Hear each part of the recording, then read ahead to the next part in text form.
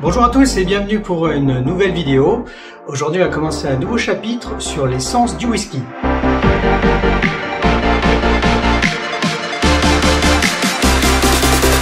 Le premier sens que je vais vous présenter aujourd'hui, c'est la vue. C'est probablement l'un des sens avec le toucher qui est le moins évident parce que l'odorat et le goût, c'est quand même ce qu'il y a de plus simple dans une dégustation. La vue fait partie quand même des sens qui sont importants, même si on n'a pas des informations aussi évidentes que le goût ou l'odorat, mais quand même ça va donner des informations assez révélatrices sur le whisky qu'on va déguster. La première chose qu'on va voir dans un whisky, c'est sa robe, sa couleur. Donc la robe, la couleur d'un whisky, elle va du jaune paille très clair au acajou, donc marron assez foncé. Donc déjà on a une variété assez importante de couleurs, de patchwork de couleurs dans les différents whiskies. Alors la couleur, elle vient d'où? Je l'ai déjà expliqué dans une autre vidéo que vous pourrez retrouver juste en haut. Elle vient en fait de la maturation, des fûts utilisés, du temps de contact du jus avec le fût.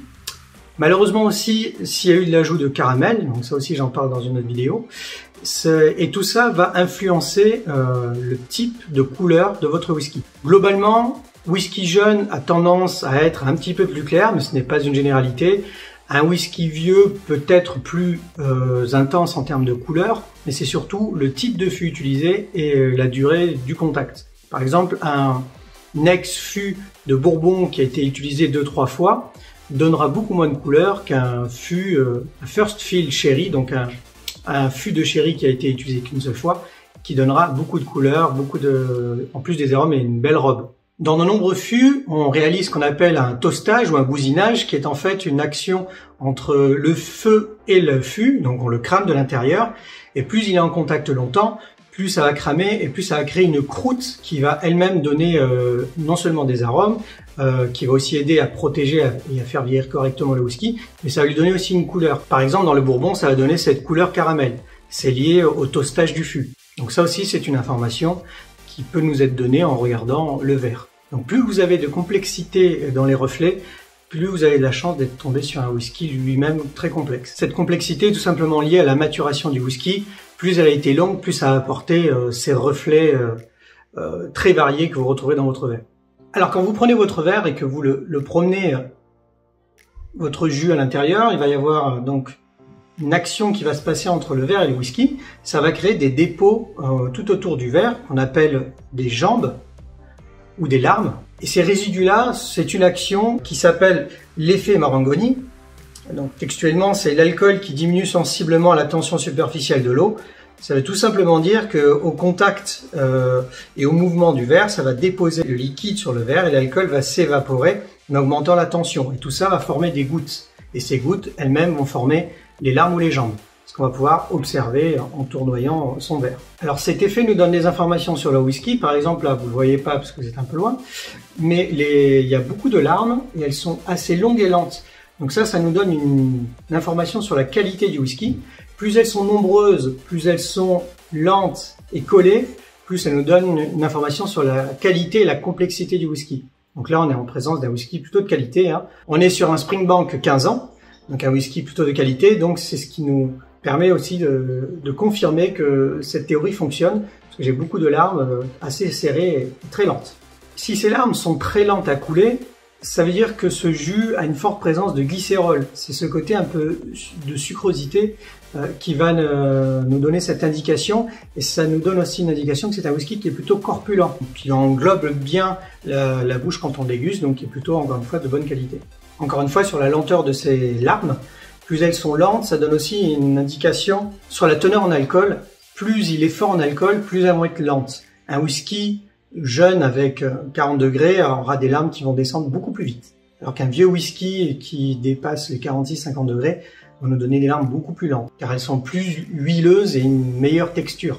Du coup, à l'inverse, plus les larmes sont fines et coulent rapidement, plus ça nous donne une indication sur la jeunesse du whisky et aussi sur sa profondeur en arôme et un peu sa qualité. Alors vous l'avez peut-être déjà remarqué, quand vous dégustez un whisky un peu plus frais, vous allez remarquer une espèce de voile qui va se former dans votre whisky. Donc la limpidité du coup n'est plus très visible. Donc la limpidité, c'est quoi? C'est quand on regarde son whisky, c'est transparent, c'est brillant, alors que la turbidité, c'est exactement l'inverse. C'est quand ça devient un petit peu flou. En fait, c'est tout simplement lié aux acides gras. Au contact du froid, ont tendance à se contracter et à créer ce petit voile, et c'est plutôt une bonne nouvelle, c'est plutôt un signe de qualité. Ça veut tout simplement dire que lorsqu'on l'a mis en bouteille, on n'a pas réalisé de filtration à froid. Donc c'est filtration à froid, je vous l'explique sur la vidéo que vous retrouvez juste au-dessus. La filtration à froid, c'est simplement quand on a envie que notre whisky soit très limpide, donc on enlève ses acides gras pour le rendre très lumineux et très transparent, joli à voir. Par contre, ça va enlever des arômes, parce que les acides gras, eux, amènent des arômes. Donc c'est plutôt un bon signe d'en avoir. Ce qui peut se passer aussi des fois quand on ne fait qu'une petite filtration ou pas du tout, c'est qu'on a des petits dépôts au fond du verre. Donc c'est pas très grave, hein, c'est des dépôts liés au fût. Donc là encore, c'est un choix au niveau de la mise en bouteille de garder le produit le plus brut possible, le plus proche de ce qu'il était dans le fût. Donc je vous propose pour terminer cette vidéo une petite expérience. C'est quelque chose qu'a remarqué quelqu'un d'assez célèbre dans le monde du whisky, Jim McEwan, qui est l'un des créateurs des whisky Bruichladdich. En fait, il dit tout simplement que si vous prenez un verre de whisky, que vous trempez votre doigt et que la goutte reste accrochée, qu'elle ne tombe pas, on est très probablement en présence d'un whisky de plus de 50 degrés. A l'inverse, si dès que vous levez votre doigt, la goutte tombe, on est sur un whisky qui est largement en dessous de 50 degrés. Donc ça vous permet comme ça d'avoir une indication tout de suite sur la teneur en alcool avant même de le sentir ou de le goûter.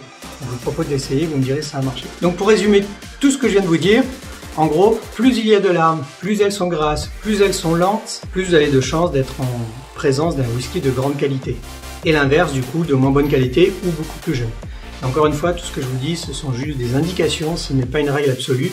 On peut avoir des whiskies de très grande qualité qui soient jeunes, donc du coup, la réaction n'est pas tout à fait la même. Merci à tous d'avoir suivi cette vidéo, j'espère qu'elle vous aura plu. C'était donc le premier épisode des Sens du whisky.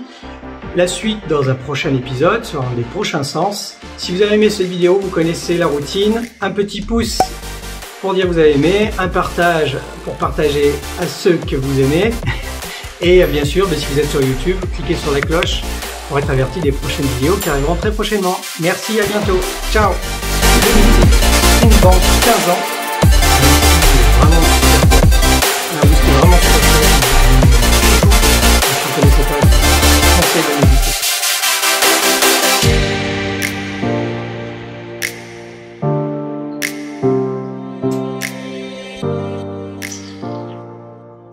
C'est bon, très bon.